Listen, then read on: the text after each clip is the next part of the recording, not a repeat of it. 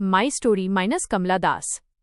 एक औरत की आत्मस्वीकृति, विद्रोह और पहचान की मनोवैज्ञानिक यात्रा। भाग 1। धीरे धीरे खुलते पन्नों की आवाज, जैसे कोई पुरानी डायरी फिर से पढ़ी जा रही हो। ये सिर्फ एक किताब नहीं है, ये एक स्त्री का मन है, बिना मेकअप, बिना सजावट, बिना झूठ के। भारत जैसे समाज में जहां स्त्री से अपेक्षा की जाती है कि वो सहन करे, चुप रहे, समर्पित रहे, वहां एक महिला खड़ी होती है और कहती है, मैंने प्रेम चाहा, मैंने असंतोष महसूस किया, मैं अकेली थी, और मैं सच बोलूंगी। यह कहानी है कमला दास की, उनकी आत्मकथा, माई स्टोरी की। लेकिन उससे भी अधिक ये कहानी है उस मनोवैज्ञानिक भूख की जिसे हम अक्सर चरित्र का नाम देकर दबा देते हैं। बचपन। संवेदनशीलता की नींव। कमला दास का जन्म एक साहित्यिक परिवार में हुआ। उनकी माँ कवयित्री थीं। घर में शब्द थे, छंद थे, भावनाएं थीं। लेकिन एक संवेदनशील बच्ची के लिए सिर्फ बौद्धिक वातावरण पर्याप्त होता, उसे चाहिए होता है देखा जाना। कमला ने बहुत कम उम्र में ये महसूस करना शुरू कर दिया कि दुनिया लड़कों और लड़कियों को अलग नज़र से देखती है। लड़कों को स्वतंत्रता, लड़कियों को मर्यादा। यह दोहरी व्यवस्था उसके मन में बहुत जल्दी बैठ गई। मनोविज्ञान कहता है कि बचपन में यदि बच्चा स्वयं को पूरी तरह स्वीकारित महसूस नहीं करता तो उसके भीतर एक स्थायी कमी की भावना विकसित हो सकती है। कमला के शब्दों में, वे अक्सर अकेली महसूस करती थीं। घर में लोग थे, पर समझ कम थी। यही वो बिंदु है जहां एक स्त्री की पहचान का पहला संघर्ष शुरू होता है। मैं कौन हूं, यदि मैं दूसरों की अपेक्षाओं से अलग हूं? किशोरावस्था। शरीर से असहजता। जब एक लड़की किशोर होती है तो उसका शरीर बदलता है, लेकिन भारतीय समाज में शरीर पर बातचीत नहीं होती, सिर्फ नियंत्रण होता है। कमला ने अपने शरीर को लेकर असहजता का अनुभव किया। उन्हें बताया गया कि उन्हें ढकना है, छुपाना है, संयमित रहना है। यहाँ एक गहरा मनोवैज्ञानिक प्रभाव होता है।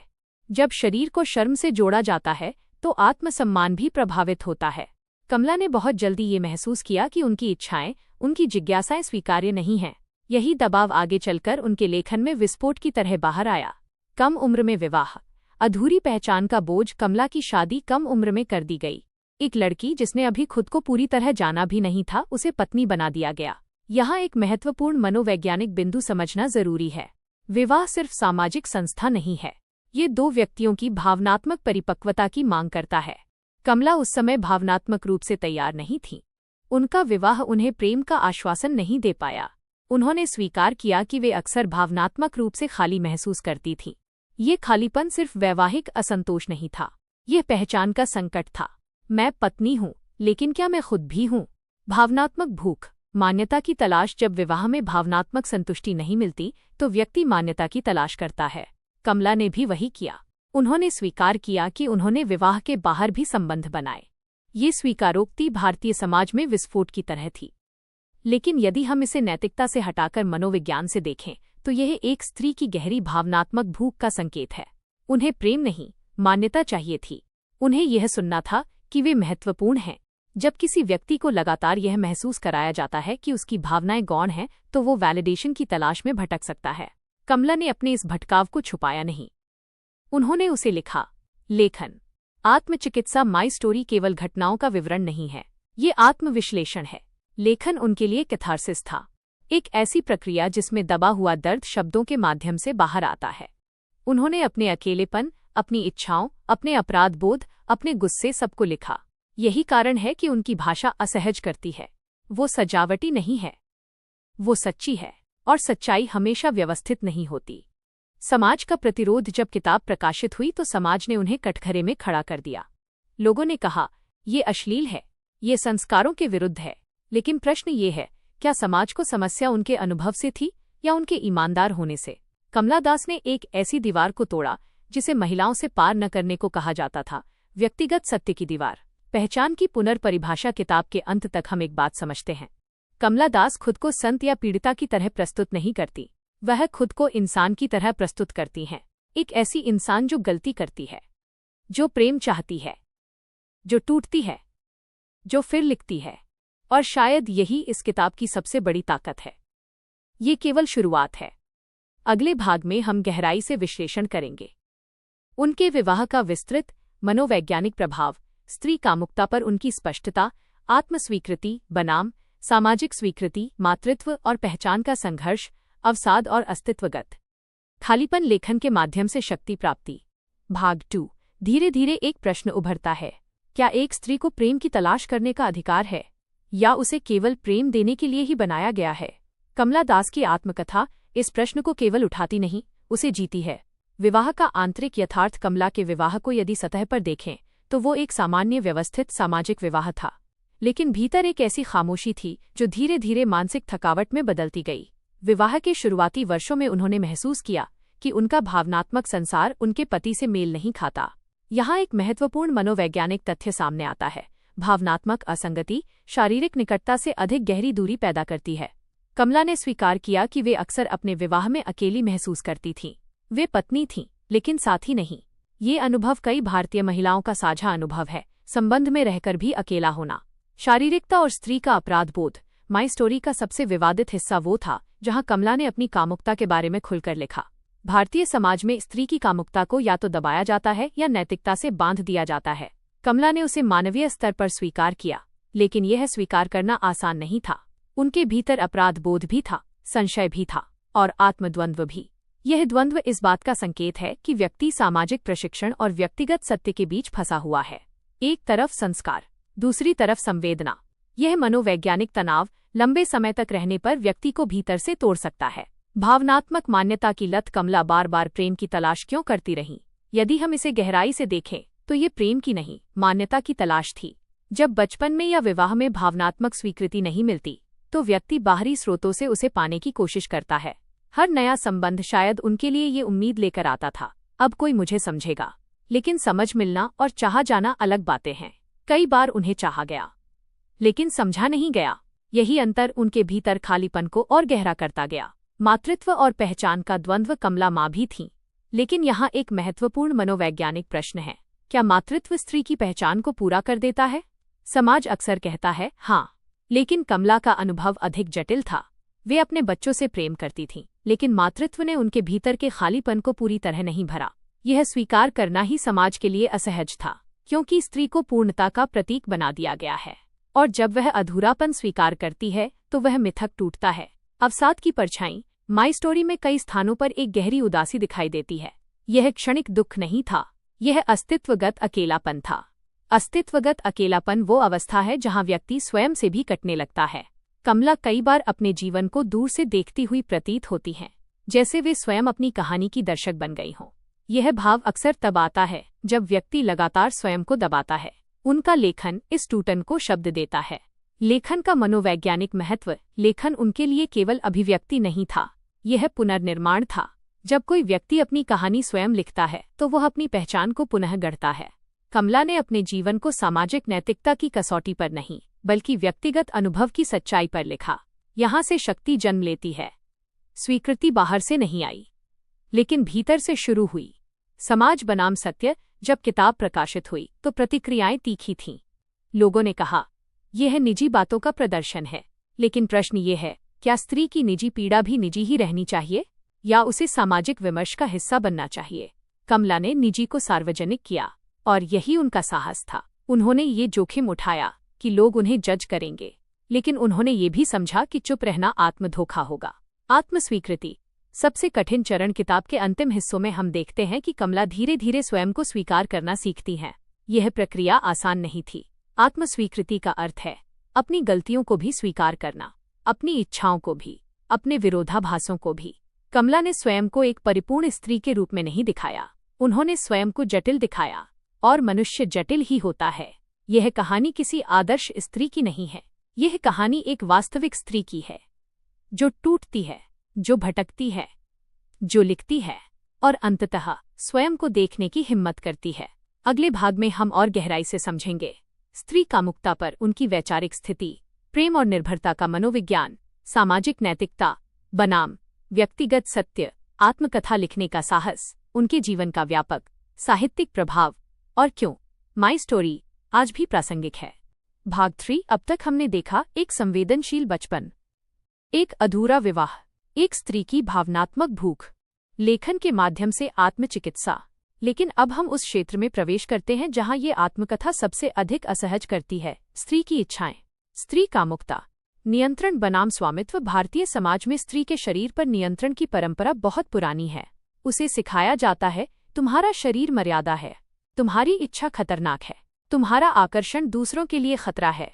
कमला दास ने इस पूरी संरचना को प्रश्नों के सामने खड़ा किया। उन्होंने अपनी कामनाओं को अपराध की तरह नहीं लिखा, उन्होंने उन्हें मानवीय अनुभव की तरह लिखा। यहाँ एक गहरी मनोवैज्ञानिक परत है। जब किसी व्यक्ति की स्वाभाविक इच्छाओं को लगातार दबाया जाता है तो वे या तो विकृत रूप में बाहर आती हैं या अपराध बोध में बदल जाती हैं। कमला के भीतर दोनों प्रक्रियाएं दिखती हैं। वे चाहती भी हैं और अपने चाहने से डरती भी हैं। यही आंतरिक द्वंद्व उनके लेखन को कच्चा और वास्तविक बनाता है। प्रेम और निर्भरता का अंतर। कमला ने कई बार प्रेम की तलाश की, लेकिन एक महत्वपूर्ण प्रश्न यह है, क्या वह प्रेम था या भावनात्मक निर्भरता? जब व्यक्ति भीतर से असुरक्षित होता है तो वो किसी दूसरे व्यक्ति में स्थिरता खोजता है। यह खोज कई बार प्रेम जैसी दिखती है, लेकिन वह वास्तव में आत्मस्वीकृति की कमी का परिणाम होती है। कमला के संबंधों में यह पैटर्न दिखाई देता है। वे किसी को चाहती हैं, फिर निराश होती हैं, फिर आगे बढ़ती हैं। यह चक्र तब तक चलता है जब तक व्यक्ति स्वयं को पर्याप्त महसूस नहीं करता। विवाह संस्था का मनोवैज्ञानिक विश्लेषण। माई स्टोरी विवाह की संस्था पर सीधा हमला नहीं है, लेकिन यह विवाह के भीतर स्त्री की स्थिति पर गंभीर प्रश्न उठाती है। भारतीय विवाह अक्सर कर्तव्यों पर आधारित होता है, भावनात्मक संवाद पर नहीं। कमला का विवाह इसी ढांचे का प्रतिनिधित्व करता है। वे निभाती रहीं, लेकिन भीतर से खाली होती रहीं। यहाँ एक महत्वपूर्ण बिंदु है, कर्तव्य निभाना और संतुष्ट होना अलग बातें हैं। कई महिलाएं बाहरी रूप से सफल विवाह में दिखती हैं, लेकिन भीतर गहरी अकेलापन जीती हैं। कमला ने इस अकेलेपन को नाम दिया अवसाद और अस्तित्व का प्रश्न। किताब के कई हिस्सों में जीवन से थकान झलकती है। यह केवल वैवाहिक असंतोष नहीं था, यह अस्तित्व का संकट था। अस्तित्वगत संकट तब आता है जब व्यक्ति पूछता है, मैं क्यों हूँ? मेरा जीवन किसके लिए है? क्या मैं केवल भूमिकाओं का संग्रह हूँ? कमला की आत्मकथा इन प्रश्नों से भरी हुई है। वे स्वयं को कभी पत्नी, कभी माँ, कभी प्रेमिका, कभी कवयित्री के रूप में देखती हैं। लेकिन मैं कहाँ है? यह प्रश्न उनकी पूरी किताब के केंद्र में है। लेखन। सत्ता का पुनः अधिग्रहण। जब एक स्त्री अपनी कहानी स्वयं लिखती है तो वो अपने अनुभवों पर अधिकार स्थापित करती है। कमला ने यही किया। उनका लेखन केवल स्वीकारोक्ति नहीं है, यह स्वामित्व है। उन्होंने अपने दर्द को परिभाषित किया, अपने संबंधों को अपने शब्द दिए, अपने दोषों को भी स्वीकार किया। यह प्रक्रिया मनोवैज्ञानिक रूप से सशक्तिकरण की प्रक्रिया है, क्योंकि शर्म तब कमजोर होती है जब उसे छुपाया नहीं जाता। समाज की प्रतिक्रिया। नैतिक घबराहट। माई स्टोरी के प्रकाशित होते ही समाज में तीखी प्रतिक्रिया हुई। लोगों ने कहा, ये निजी बातों का अनावश्यक प्रदर्शन है, ये अश्लील है, यह परंपरा विरोधी है। लेकिन यह प्रतिक्रिया स्वयं एक मनोवैज्ञानिक घटना है। जब कोई व्यक्ति सामूहिक भ्रम को तोड़ता है तो समाज असुरक्षित महसूस करता है। कमला ने यह भ्रम तोड़ा कि भारतीय स्त्री केवल त्याग की मूर्ति है। उन्होंने दिखाया कि स्त्री इच्छाओं, विरोधाभासों और कमजोरी से भी बनी है, और यही बात असहज कर गई। मातृत्व का पुनर्पाठ। समाज स्त्री की अंतिम पहचान माँ में देखता है, लेकिन कमला ने मातृत्व को भी जटिल अनुभव के रूप में प्रस्तुत किया। उन्होंने बच्चों से प्रेम किया, लेकिन ये भी स्वीकार किया कि मातृत्व ने उनकी व्यक्तिगत आकांक्षाओं को पूरी तरह संतुष्ट नहीं किया।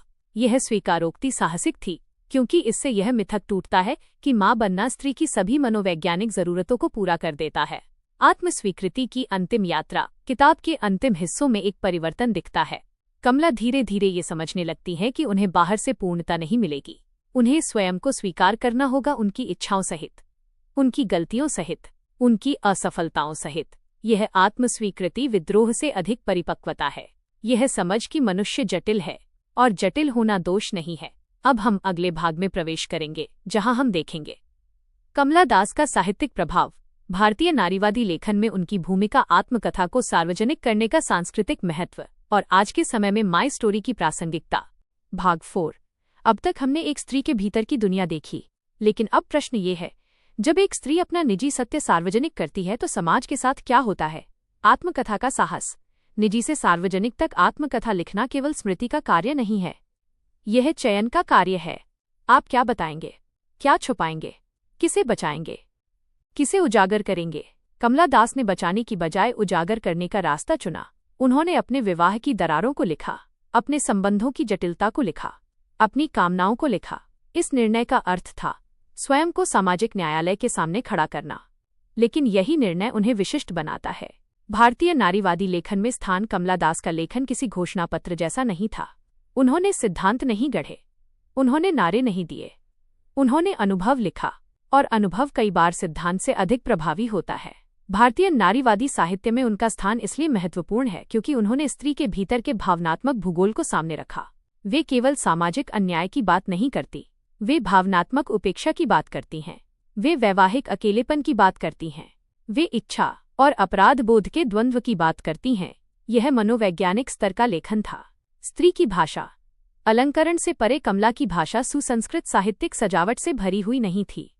वह सीधी थी, कई बार असुविधाजनक, कई बार अस्थिर, लेकिन यही उसकी ताकत थी। स्त्री की भाषा को अक्सर कोमलता से जोड़ा जाता है। कमला की भाषा कोमल भी थी और कठोर भी। उन्होंने दिखाया कि स्त्री केवल संवेदना नहीं, स्पष्टता भी है। विवाद चरित्र बनाम लेखन। जब कोई पुरुष लेखक अपने संबंधों के बारे में लिखता है तो उसे साहसी कहा जाता है। जब एक स्त्री वही करती है तो उसके चरित्र पर प्रश्न उठाए जाते हैं। कमला के साथ भी यही हुआ। यह प्रतिक्रिया स्वयं समाज की लैंगिक संरचना को उजागर करती है। समाज स्त्री के अनुभव से नहीं, उसकी स्वतंत्रता से डरता है। अस्तित्व की पुनर्परिभाषा। माई स्टोरी का सबसे गहरा प्रभाव ये है कि ये स्त्री को भूमिका से व्यक्ति में बदल देती है। पत्नी होना एक भूमिका है, माँ होना एक भूमिका है, प्रेमिका होना एक भूमिका है, लेकिन व्यक्ति होना इन सभी भूमिकाओं से परे है। कमला ने स्वयं को इन भूमिकाओं के भीतर भी और बाहर भी देखने की कोशिश की। यह प्रयास ही उनकी आत्मकथा को अस्तित्ववादी बनाता है। आज के समय में प्रासंगिकता क्या? माई स्टोरी आज भी महत्वपूर्ण है। यदि हम ईमानदारी से देखें तो आज भी कई महिलाएं भावनात्मक अकेलेपन से जूझ रही हैं। आज भी विवाह को सामाजिक प्रतिष्ठा से जोड़ा जाता है, भावनात्मक संतुलन से नहीं। आज भी स्त्री की इच्छाओं पर नैतिक नियंत्रण है। कमला दास ने जो लिखा वो केवल उनके समय की कहानी नहीं थी, वो एक निरंतर सामाजिक पैटर्न का दस्तावेज था। मनोवैज्ञानिक निष्कर्ष। इस पूरी आत्मकथा को यदि एक मनोवैज्ञानिक दृष्टि से समेटे तो कुछ केंद्रीय बिंदु उभरते हैं। बचपन की भावनात्मक संरचना वयस्क संबंधों को गहराई से प्रभावित करती है। विवाह भावनात्मक परिपक्वता की मांग करता है, केवल सामाजिक व्यवस्था पर्याप्त नहीं।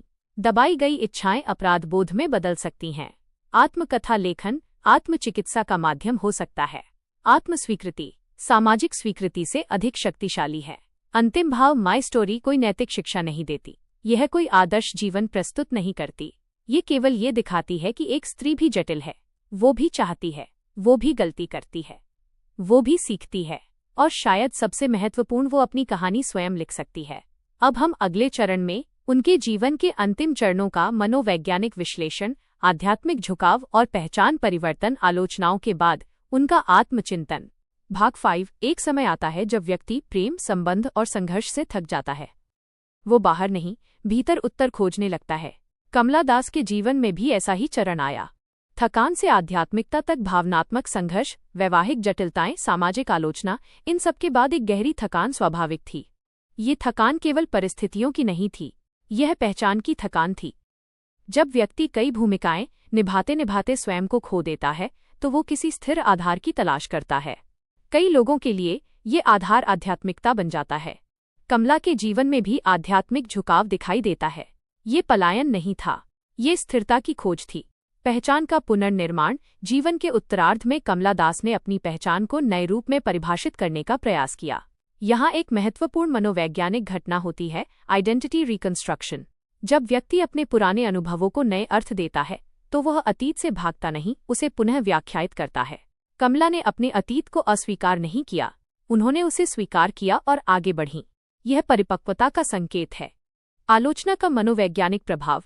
माई स्टोरी के बाद उन्हें लगातार आलोचना झेलनी पड़ी। किसी भी सार्वजनिक व्यक्ति के लिए ये आसान नहीं होता, लेकिन यहाँ एक गहरा बिंदु है। जब आप अपने जीवन का सबसे निजी हिस्सा दुनिया के सामने रख देते हैं तो आप पहले ही सबसे बड़ा डर पार कर चुके होते हैं। कमला ने ये जोखिम लिया था, इसलिए आलोचना उन्हें रोक नहीं सकी। हाँ, उसने उन्हें प्रभावित किया, लेकिन तोड़ा नहीं। आत्मकथा और सत्य का प्रश्न। एक और महत्वपूर्ण प्रश्न अक्सर उठता है, क्या माई स्टोरी पूरी तरह तथ्यात्मक है या उसमें साहित्यिक विस्तार है? यह प्रश्न दिलचस्प है क्योंकि आत्मकथा केवल घटनाओं का रिकॉर्ड नहीं होती, वह भावनात्मक सत्य का दस्तावेज होती है। संभव है कुछ घटनाएं साहित्यिक रूप से गढ़ी गई हों, लेकिन भावनात्मक अनुभव वास्तविक थे, और कई बार भावनात्मक सत्य तथ्यात्मक विवरण से अधिक शक्तिशाली होता है। स्त्री की जटिलता का स्वीकार। कमला दास ने स्त्री को एक आयामी रूप में प्रस्तुत नहीं किया। उन्होंने दिखाया कि स्त्री एक साथ विरोधाभासी हो सकती है। वह प्रेम चाह सकती है और स्वतंत्रता भी। वो माँ हो सकती है और असंतुष्ट भी। वो मजबूत हो सकती है और कमजोर भी। यह जटिलता ही मनुष्यत्व है। समाज अक्सर स्त्री को सरल बनाना चाहता है। कमला ने उसे जटिल रहने दिया। अंतिम मनोवैज्ञानिक विश्लेषण। यदि हम पूरी आत्मकथा को मनोवैज्ञानिक ढांचे में रखें तो यह एक यात्रा है। बचपन की संवेदनशीलता से, विवाह का असंतोष से, भावनात्मक मान्यता की तलाश से, लेखन के माध्यम से, आत्म अभिव्यक्ति से, सामाजिक प्रतिरोध से, आत्मस्वीकृति से पहचान के पुनर्निर्माण तक। यह यात्रा रैखिक नहीं है, यह उलझी हुई है, जैसे जीवन स्वयं। क्यों ये कहानी महत्वपूर्ण है? क्योंकि ये हमें असहज करती है। ये हमें दिखाती है कि हम कितनी जल्दी किसी स्त्री के निर्णयों का मूल्यांकन कर देते हैं, लेकिन उसकी परिस्थितियों को नहीं समझते। ये हमें सिखाती है कि भावनात्मक उपेक्षा भी उतनी ही गहरी चोट देती है जितनी स्पष्ट हिंसा। ये हमें याद दिलाती है कि आत्मस्वीकृति बाहरी स्वीकृति से अधिक स्थायी है। अंतिम समापन। माई स्टोरी कोई परिपूर्ण जीवन की कहानी नहीं है, ये ईमानदार जीवन की कहानी है। और ईमानदारी हमेशा सुंदर नहीं होती। कभी कभी वह अस्थिर करती है, कभी कभी वह असुविधाजनक होती है, लेकिन वही सच्ची होती है। कमला दास ने समाज से अनुमति नहीं मांगी, उन्होंने केवल लिखा, और लिखकर उन्होंने ये साबित किया, एक स्त्री अपनी कहानी की मालिक हो सकती है। क्या एक महिला को अपनी सच्चाई लिखने का अधिकार है, भले ही वो सच्चाई समाज को असहज कर दे? कमला दास ने अपनी भावनाएं, अपनी गलतियां, अपनी इच्छाएं और अपना अकेलापन छुपाया नहीं। लेकिन सवाल ये है, अगर कोई पुरुष यही लिखता तो क्या प्रतिक्रिया अलग होती? आप क्या सोचते हैं? क्या आज का समाज महिला की भावनात्मक ईमानदारी को स्वीकार करने के लिए तैयार है, या हम अब भी अच्छी औरत की परिभाषा में उसे सीमित रखना चाहते हैं? अपनी राय विस्तार से लिखें। यह चर्चा महत्वपूर्ण है। धन्यवाद।